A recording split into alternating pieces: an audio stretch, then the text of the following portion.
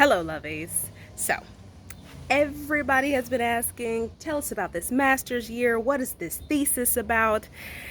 And it's a long story, and I don't think I can do it justice, but I do know someone who can. So, I've brought her in today, and this is Wish+Work as told by a well-read, sage, old black woman, a Mama Odie character. Is it really a story without one? Now, young woman, why would you bring this here device instead of a piece of paper? Okay. Oh, Lord, I knocked over the camera. Goodness gracious. Okay. All right. Buckle in, child. I am going to tell you the story of a journey. Our story's origins are simple, but the twists and turns are consistent. This story is that of a young black woman who has moved from Dallas, Texas to Chicago for a master's degree in humanities at the University of Chicago. The logistics of the 9-month move were straightforward, but where there is movement, all kinds of things that were once beneath rise to the surface. For our heroine, this ascension would touch every aspect of her existence, her beliefs, future, relationships, and day-to-day life. She moved to the south side of Chicago and away from everything and everyone that she loved. She began to look for something higher than herself, to be her companion when her four walls got too confining, watching online sermons and obsessing about religion and spirituality.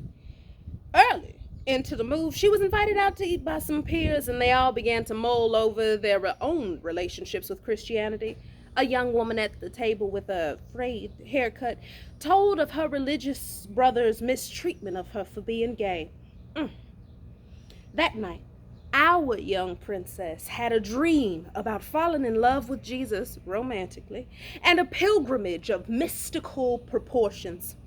When she woke, she wrote down a colorful outline of the blessedly blasphemous tale.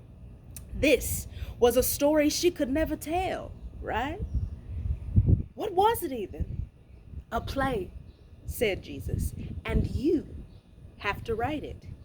Keep in mind, at this point, our black goddess has never written a play, and even her unorthodox spiritual life was sheepish of writing such a religiously reckless work. She had grown up Black Baptist in a church that believed very much in hell and was only freed of her fire and brimstone upbringing during her undergraduate years. With all of these new sermons she was watching online, she was struggling to hold on to her liberation and was being jerked away from spirituality back into the cage of religion. No, she could not write this play. What would her religious friends and family say? The protests and name-calling and condemning would be too burdensome for her fragile spiritual life to survive. Yet, when she slept, God would stir in her spirit something called purpose. When she watched sermons now, they spoke of obedience and to just start, and God would see the rest through. Ain't that for the Bible? Okay, Granny needed a sip. Give me a moment. All right, let's see. Where was I? Yes, she told her most traditional friend, a newly saved and stringent Christian, of the play she was thinking of writing. Her friend thought it was a funny idea, and so our darling girl had been freed of her fear of close proximity condemnation. Soon, after she went to the nearest beach and began to type out the beginnings of the stage play. She wrote at the beach, on her building roof, at kitchen tables, and upon her couch. She ceased her work many times with questions, reservations, and vernacular interruptions. Do remember, She was still on a journey withstanding her writing. She had graduate courses, bills to pay, friends to make and lose, to cook for herself consistently for the first time in her life. Baby girl had questions of character, language, of how to connect this scene to another that was at least 2 scenes away. And if all of the storytelling technicalities were not enough, she had herself to deal with. The play was meta, hyper meta, a play about a young woman working on her graduate thesis, struggling with questions of spirituality, creation, and purpose. Sound familiar? Our young lady was traveling to the rawest parts of herself, her fears, traumas, and hopes. She had to do so unflinchingly, hoping that to have it out on the page was to heal it. Moving to the segregated city and attending the whitewashed institution where injustices were met with shallow platitudes woke up her black girl rage something serious. And this play needed to deal with it, all so that she could keep moving. Losing her closest friends, the passing of her grandmother, a trauma that had sent her to a therapist's couch, all of it had to be tossed in amongst cussing out her Lord and Savior and kissing him. Needless to say, there were hiatuses, okay? But every time the Holy Trinity would keep it on her spirit to return to the work. Y'all don't mind them animals running around. Overall, the writing spanned from the months of late September to late December. Of course, the work was not done, but there was a beginning, middle, and an end. Separate from the trial of bearing a whole soul, spirit, mind, and heart in a short play, Girlie knew that the play was not the whole project. Yes, she did. All right. The project was an elusive thing. It only had a feeling. It rested under sayings and in between actions. But all the while it was there, growing and changing. I'll share its evolution with you, sugar. It all started with The Princess and the Frog. Miss Tiana is the first black animated Disney princess, you know. Our queen had loved that movie since the day she saw it.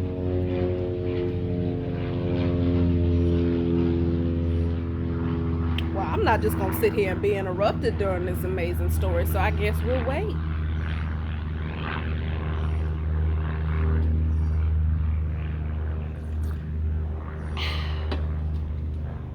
All right, there we go.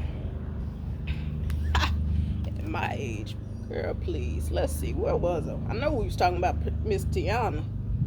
All right. Our queen had loved that movie since the day she saw it, and she knew there was something there that needed to be studied, some hidden truth about black girls and women. She thought, there is something here about what black women and girls are taught about their dreams. Something about how hard we have to work and how hard it is for us to love. Embodied by a Disney princess that is being asked to work less and love more. What other princess is asked to dig a little deeper? Our lovely girl began to call this something taught dream work and situated it in an analysis of the movie she loved so. But there was something else that our black beauty was contending with. It was those things in between dreams that she had to do to be okay as a black woman in this world. Also, upon further review, that odd man Freud had already poached dream work.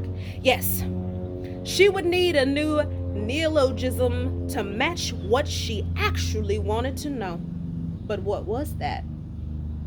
Her question lived in the space where she meditated, washed over her when she used her aerobic step and burned her incense.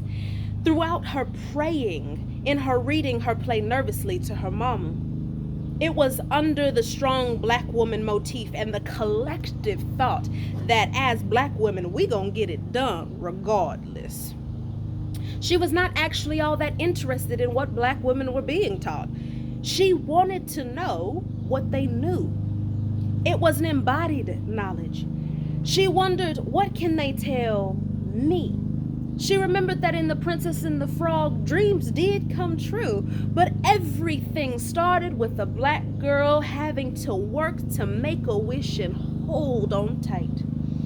The wish and the work, the wish plus the work. But wish sounded too fanciful to really encompass what she was scratching at. But her dope black woman thesis advisor thought wish and work was the key. As our womanist prodigy thought it over, she realized that isn't that the truth of it though? She thought all the world gets to dream and gives black women wishes to work with. These difficult, fantastic things to work through with and into. She actually wanted to explore what she dopely termed wish work.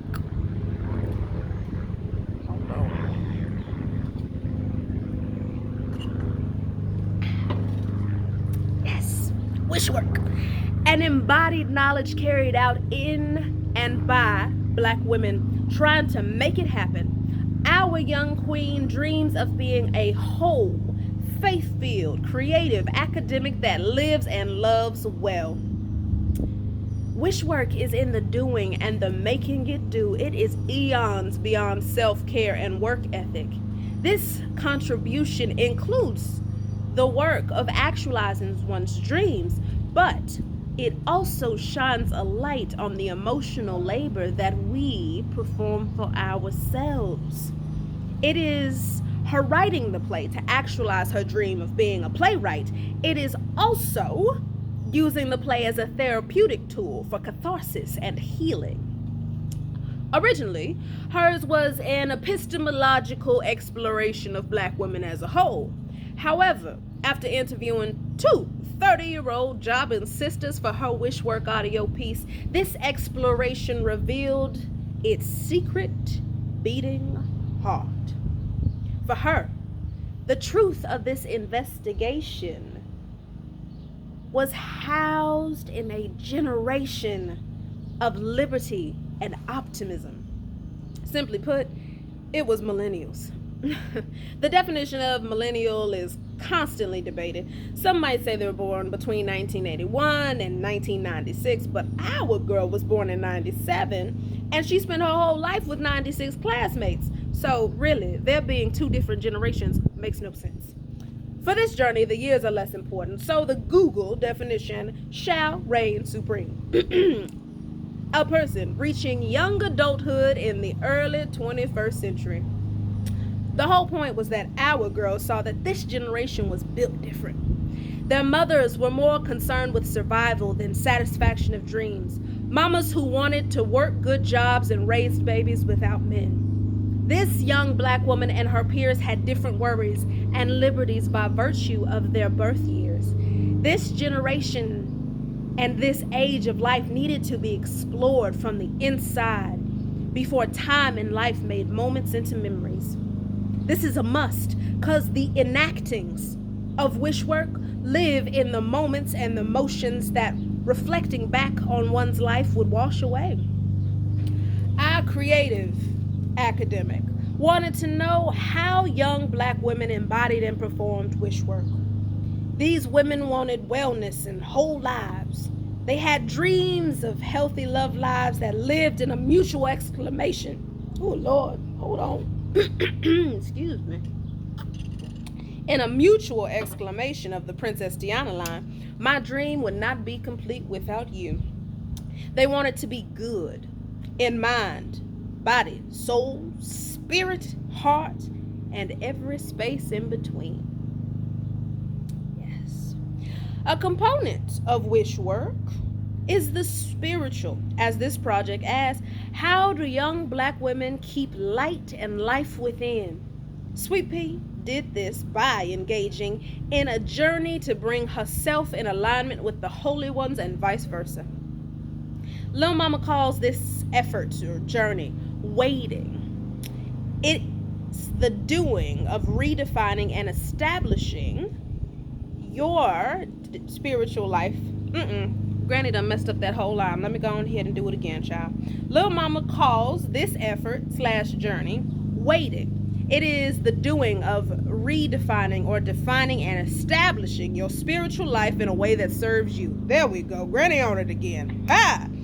It is a young black woman intentionally exploring, discovering, and relaying her relationship with Christ and the higher powers. Her interviewees were doing the same thing, breaking their ideological chains.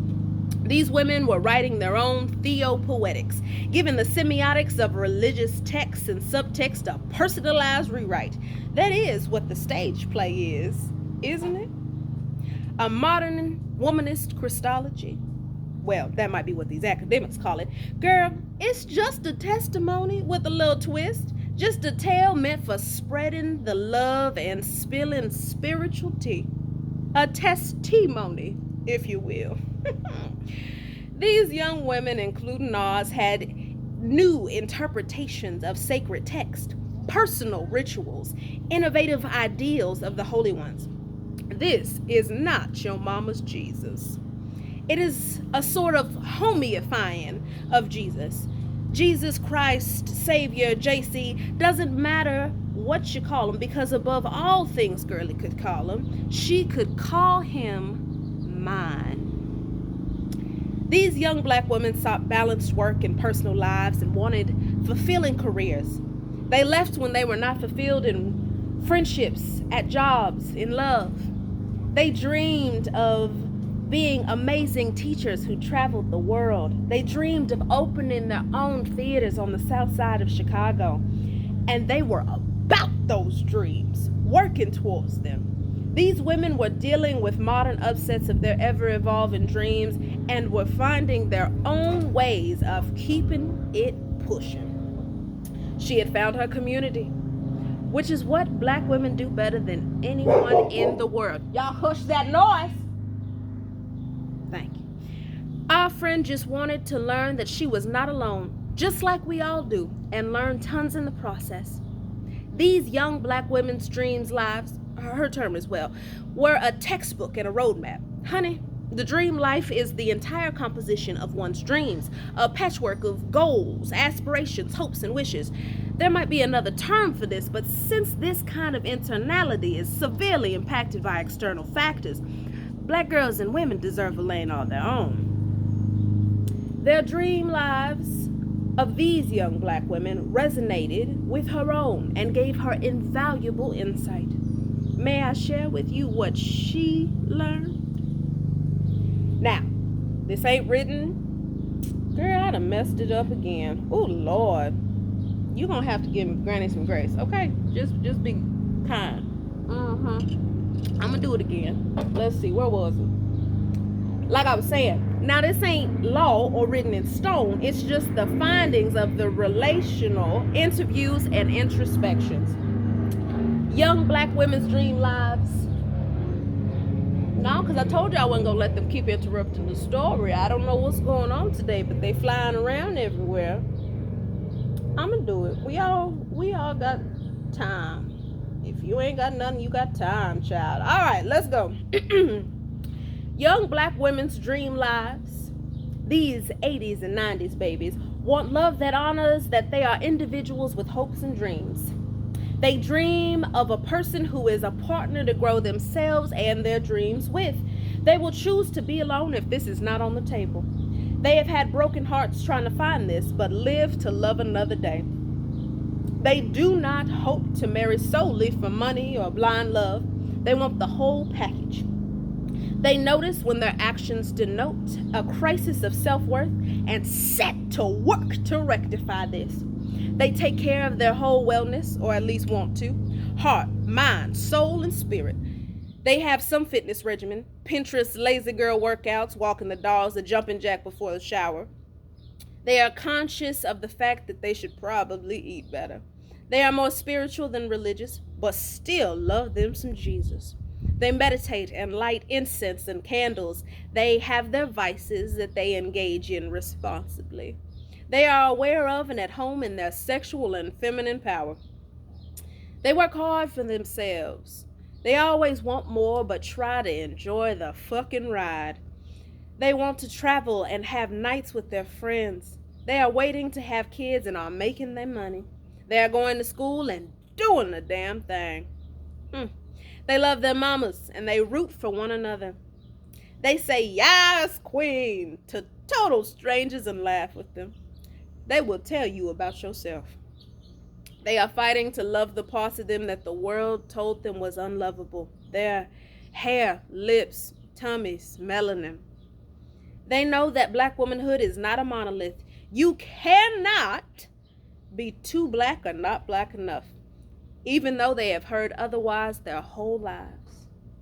As long as you are not anti-black, you are good, boo.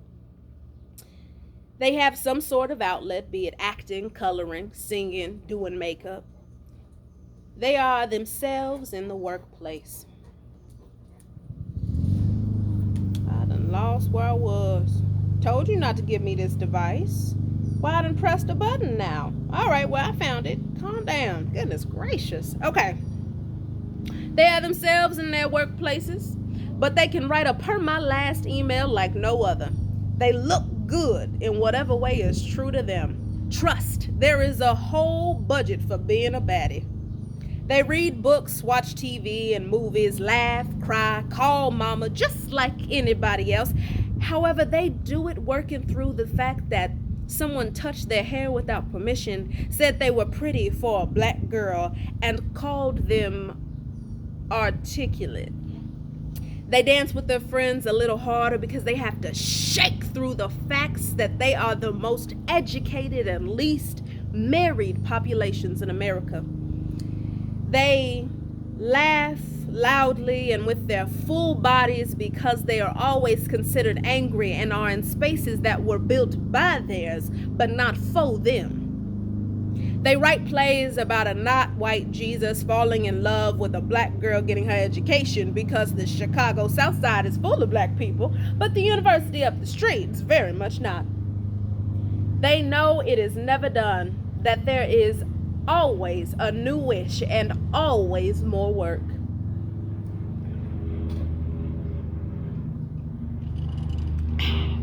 So back to the journey. A journey of seeking community and answers. She was given direction by the Spirit, gleaned knowledge by sister girling, and had to be real with herself all the time. All the loss and tears, triumph and joy are in the pages of this womanist theological allegory. All of the moments of our girl just trying to save herself. As a young black woman living in proximity of her dream in this unique season of life, denote Wish+Work. Her Wish+Work courses through the writing and the stopping and the starting. It shows itself in her listening to God, costume designing, and obsessing about Lauren from Love is Blind. It is in her reading the whole cuss-filled thing to her mom, seeking approval. It is in her doing the soul journeys and leaving her all in the arena of vulnerability. It was happening when she was trying to be non-combative during the feedback section of a workshop and in the nap afterwards. This is a journey of a young black woman whose name I have not called, just as her play has an unnamed protagonist, because it could be any of y'all. This is a journey that is embodied in a stage play that remained unnamed for a long time, because it is about the choices made and the things that are relayed.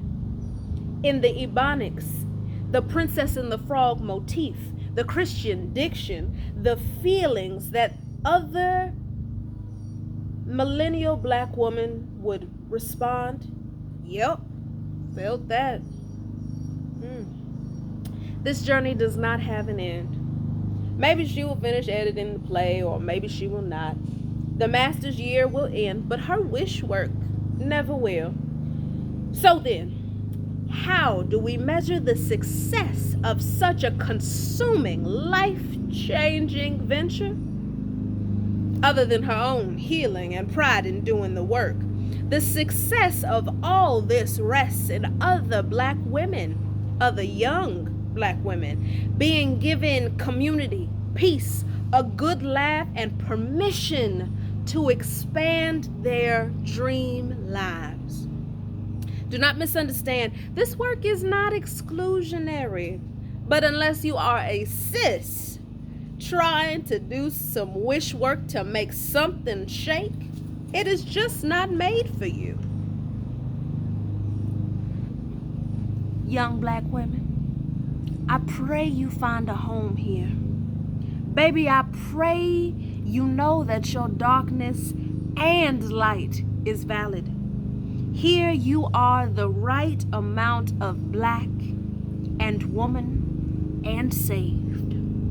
Your wish work is important and real and legitimate, no matter how it looks or sounds. We all knew the wisest people we knew spoke a language all their own, had their secret way of being, and taught us all how to do the damn thing. Y'all be good, lovies.